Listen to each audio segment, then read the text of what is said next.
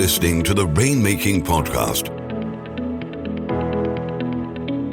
hosted by high-stakes headhunter, author, and professional speaker, Scott Love. We're listening to the Rainmaking Podcast, and my name is Scott Love. Thanks for joining me on the show. I'm really excited about our guest today because I've been following her for years, and her content is solid. And I reached out to her, and she agreed to be on the show, and I'm really excited about this. And her name is Deborah Farone. And our topic title for today is Best Practices in Law Firm Business Development and Marketing. And that's also the name of her most recent book. Now, if you're not in the legal industry, if you're not an attorney, you still need to listen to this show because the concepts are absolutely malleable, especially if you're selling professional services. I'm really excited about some of the things that she shares with us. And I'm very proud of this podcast because I get a lot of feedback from you. And thank you so much for sharing that. Because my goal is to help you and not to waste your time, to give you ideas right out of the gate so you don't have to waste your time looking at your watch, wondering when you're going to get something out of it. Is to get that to you right away. And if you get a moment, if you could go to Apple Podcasts, formerly known as iTunes, and give our show a nice 5-star review, I'd really appreciate that. It helps us get better rankings. And if there's anything that one of our guests has said that's made a difference for you, please mention that person by name. As always, this show is sponsored by Leopard Solutions' legal intelligence suite of products, Firmscape and Leopard BI. Push ahead of the pack with the power of Leopard. And now, here's my conversation with Deborah Farone. Hey, this is Scott Love with the Rainmaking Podcast. Our special guest today is Deborah Farone, and our topic title is Best Practices in Law Firm Business Development and Marketing. Deborah, I'm excited about having you on the show. Thanks for joining me today. Scott, I'm thrilled to be here with you.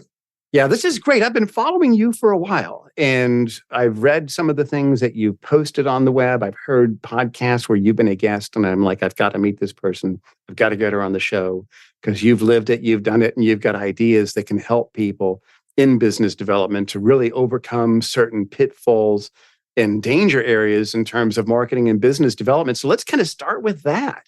What do you think are some of the main pitfalls, the main problem areas that law firms go wrong in terms of marketing and business development? Well, Scott, it's great to be here. And there are 3 areas that I see time and time again, over and over. I think the first is that there's an assumption that all partners are able to develop business, that when a partner is named partner and given that title, that they have sprung from the head of Zeus fully formed and they know how to go out and develop business. Very often they don't. Maybe they've had role models or not. Maybe they've been trained or not. But I think it does take time and it takes effort, and people learn differently, which is the second point. I think all people learn differently as far as developing those skills. Again, some are looking at role models. Others are trying to read about it. Others like videos, but people adapt and learn that information differently. And I think the third area where they go wrong, which I'm sure you've seen too, is that they jump right into tactics without really having a plan. Yeah, that's right.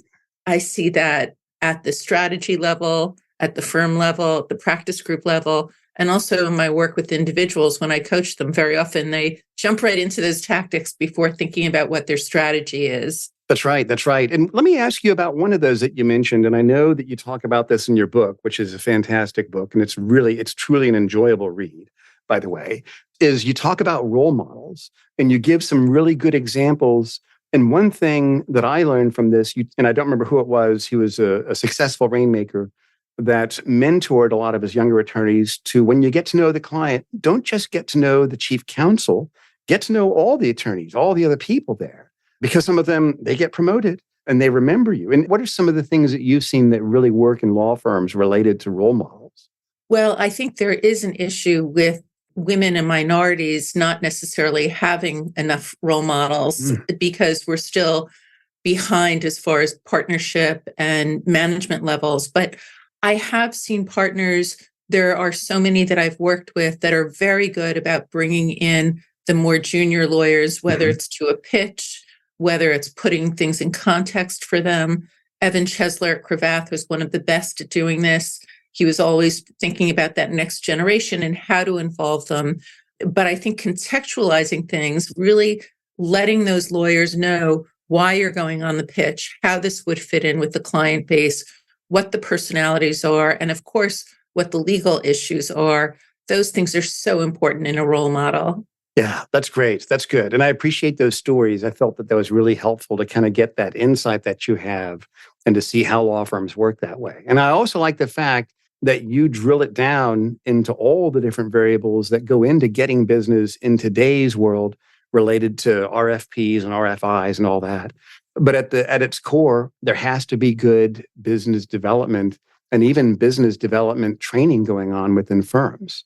So tell me this then, in terms of best practices, Deborah, in terms of business development training sessions, what do you think makes a good business development training session within a firm? Well, I think the first thing, as with any project, is really knowing what it is that you're trying to do, so that if you have a strategy of trying to get associates to build networks, then that's a different strategy than trying to get partners to actually develop business and go out and pitch. So I think being really crystal clear upfront about what the objectives are is just so vital to really developing any type of program, whether it's a training program, whether it's a partnership retreat.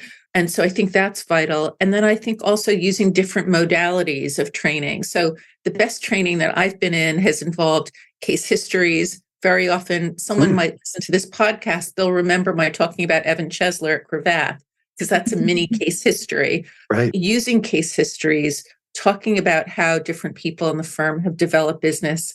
That's so important because lawyers learn by precedent and they like precedent. So you want to bring in those case histories, but there are lots of interesting things that you can do in training to make sure that the information really is hitting home and hopefully retained. That's great. Do you think this is something that should be regularly scheduled or ad hoc? What have you seen works best within firms? I love that question, Scott. I think training should be a lifelong process, quite frankly. I am probably not at the age where people think of me as a TikToker, and I don't go on necessarily and perform, but I get a lot of information from the influencers on TikTok, and I get a lot of information from people on Instagram and YouTube who are doing shows that are really, really enriching and helpful.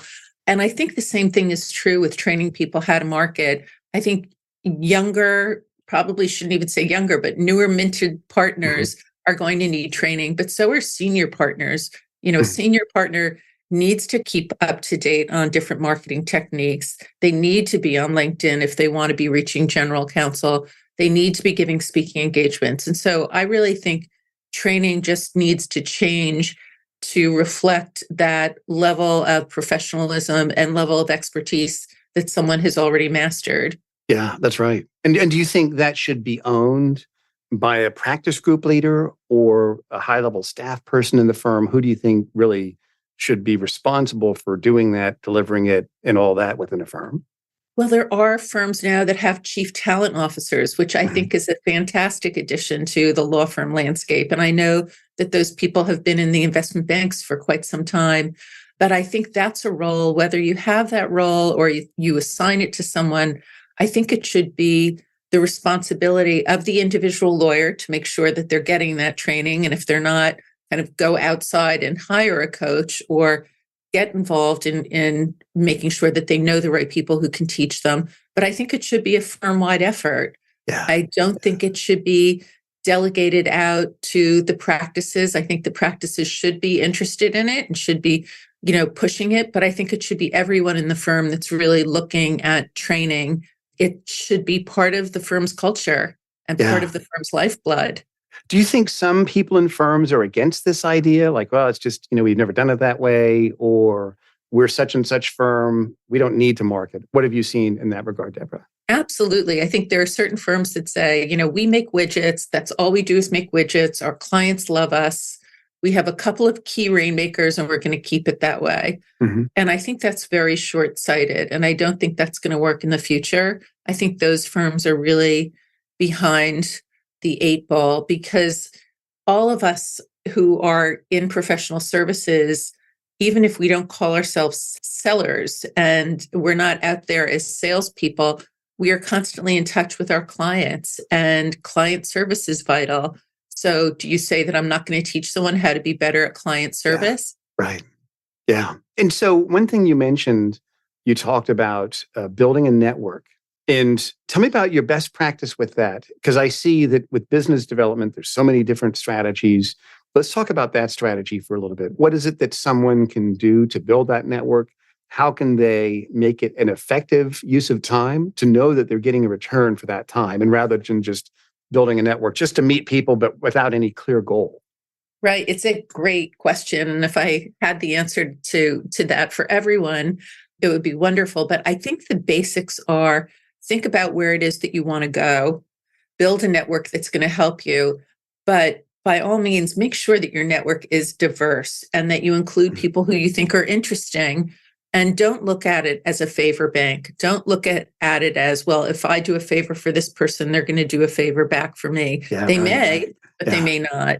So I think you want to think about who it is that you want to get to know, what circles of influence. And that's something I do when I coach people. You look at who really matters within a certain industry. So if it's investment banking work that you want, it might not be the GCs that are handing out the assignments. Mm-hmm. It might be the bankers that are making those Mm-hmm. decisions. Mm-hmm. So you need to really think deeply, who are the personas that you want to reach and to try to reach them. And today we have more tools than ever. If you're interested in getting to know someone, you can invite them to be on a panel with you, or you can send them a note on LinkedIn, or you can, connect with them at an industry meeting. There are just so many ways of reaching people now. And then I think once you have a network, you need to cultivate it. You need to think about, have I been in touch with those key people who are important to me? What am I doing to help them? Yeah. And again, don't look at it as a transaction. Look at it as, doing good deeds that will hopefully come back to help you in the long run. So what if you don't see anything? What if you've built your network and you haven't made it a favor bank? And I like that. That's a really good way to describe that. And you can't, someone says, well, you're doing all this work, you're spending all this time. Tell me, how many matters have you gotten out of your network? And you're kind of scratching your head saying, I just don't know if I'm doing it the right way. What do you think about people that they just haven't seen results? What should they think about in terms of their network? There could be a lot of different reasons why people haven't seen results. I think to market, you need a couple of ingredients. You need to have a practice where you're doing something of great value that really makes sense in the marketplace. But you also need to have a market that needs that service. And then that in between part, you have to connect with them. You have to find a way to market. So very often people are concerned about asking for the business, right? And they are very concerned with, well, I don't want to sound sleazy. And again, I'm not a salesperson. This isn't why I went to law school, or this isn't why I'm an accountant or a law firm consultant. But you need to get comfortable with letting people know that you want to help them.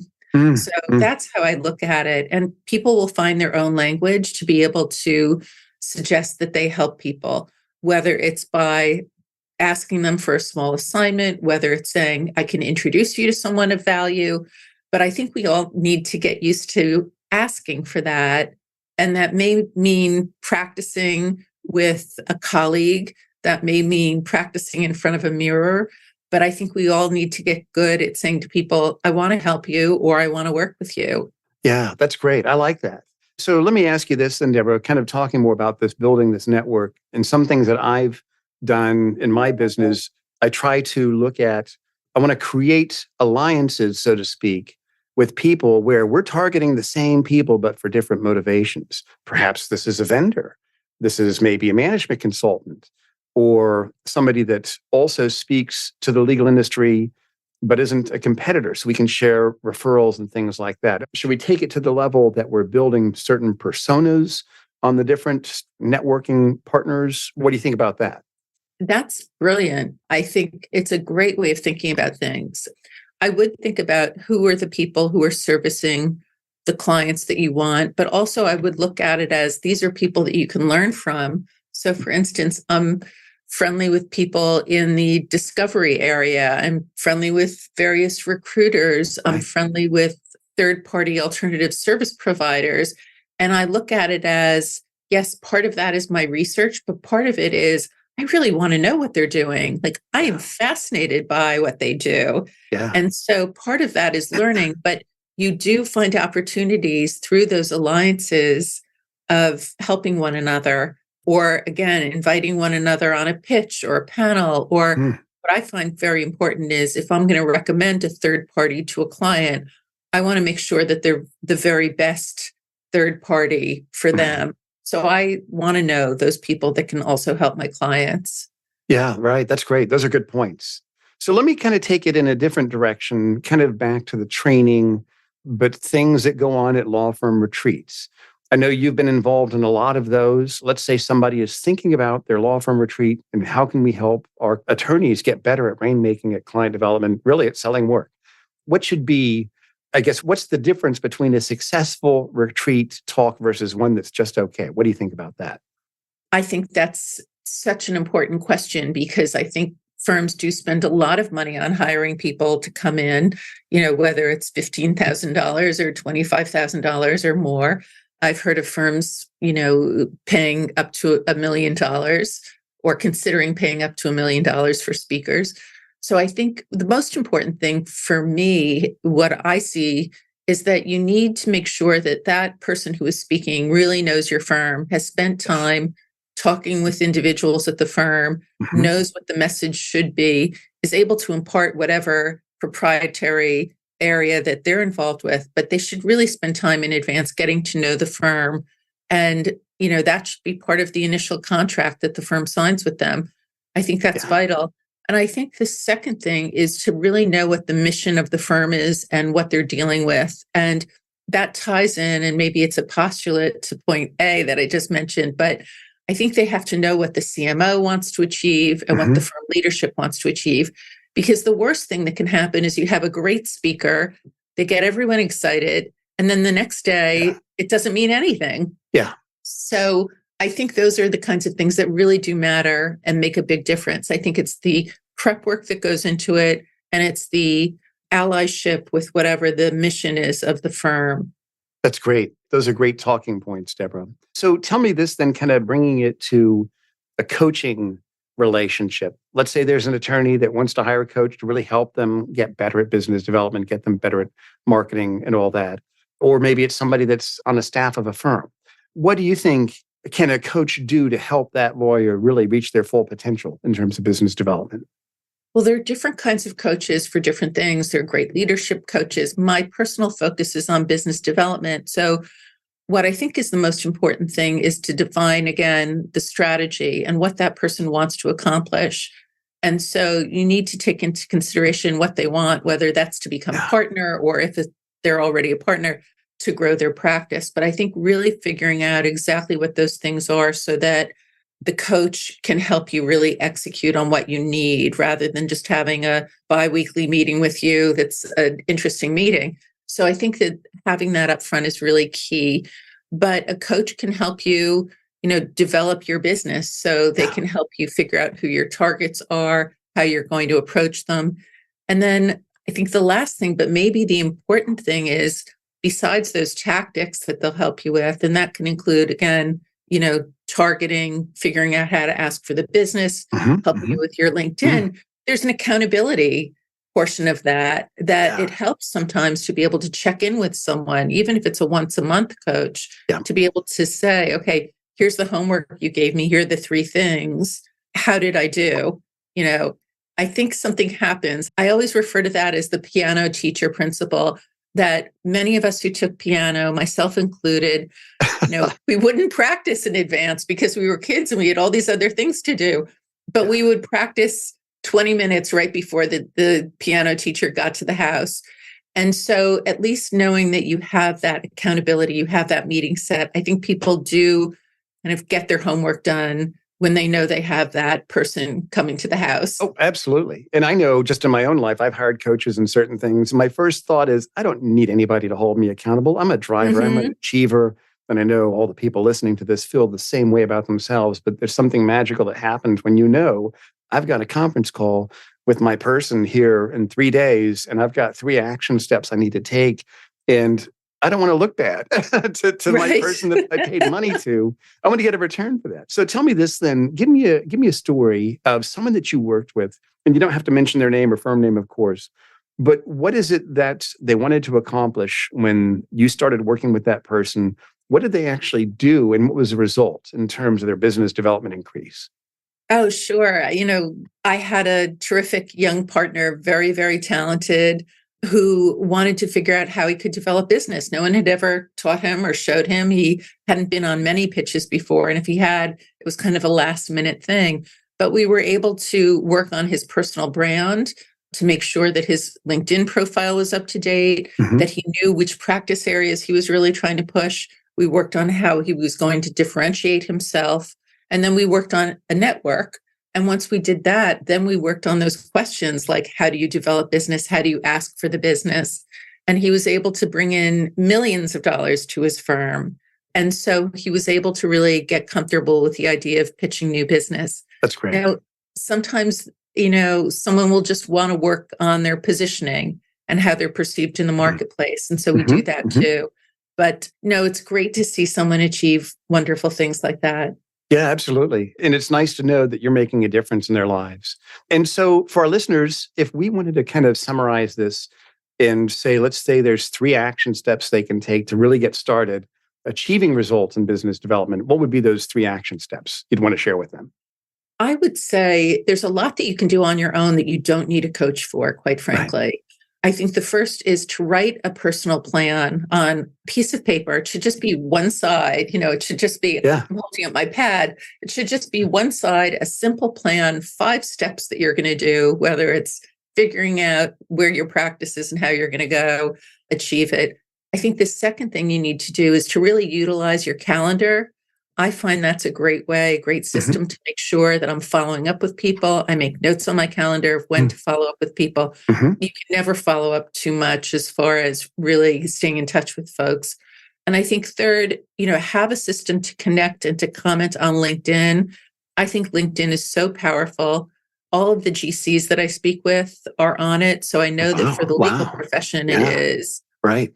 And so I would say, those are 3 things: writing a plan, utilizing your calendar, and utilizing LinkedIn are 3 important things. That's great, Deborah. I think that's really good advice. And I like the fact that it's simple. Everybody can do it.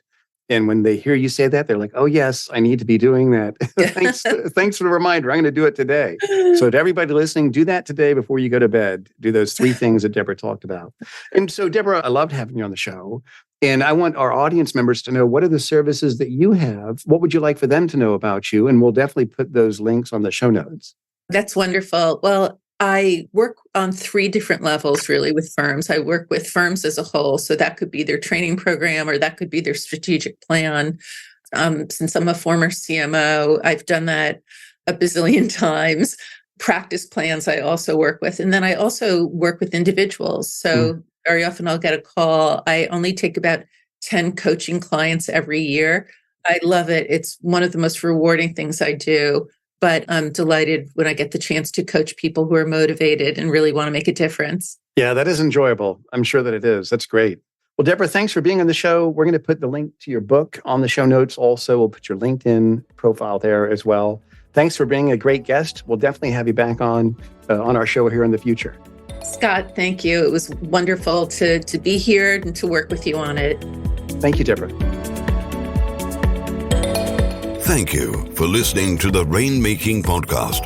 For more information about our recruiting services for international law firms, visit our website at attorneysearchgroup.com. To inquire about having Scott speak at your next convention, conference, sales meeting, or executive retreat, visit therainmakingpodcast.com.